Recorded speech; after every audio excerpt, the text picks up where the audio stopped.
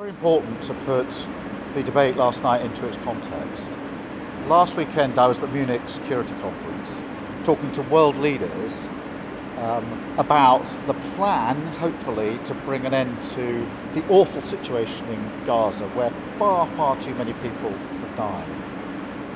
I drafted a Labour amendment which not only dealt with how we stop the fighting now and get aid in, but also about what the long-term plan is to make sure that we get to a peaceful outcome.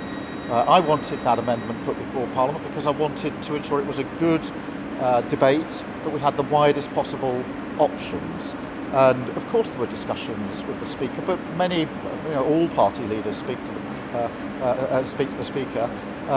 But there was absolutely no threat to the Speaker in the course of that. What he wanted to do was to ensure that Parliament had the broadest possible debate on an issue which is really very important. I was very concerned that the debate yesterday should be elevated.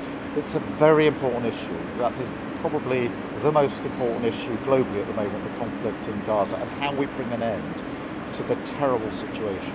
So I wanted that amendment heard. Of course I had conversations with the Speaker. All political leaders had conversations with the Speaker.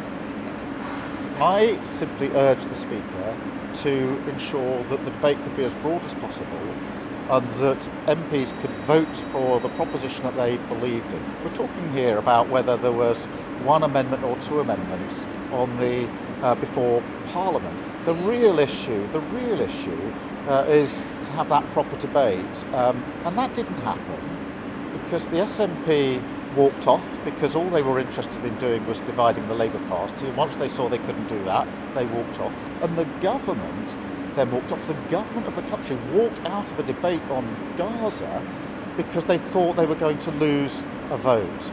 I think that we should have continued with that debate, had it at the right level, and for Parliament to be able to speak on one of the most important issues of the day. I can categorically tell you that I did not threaten the Speaker in any way whatsoever.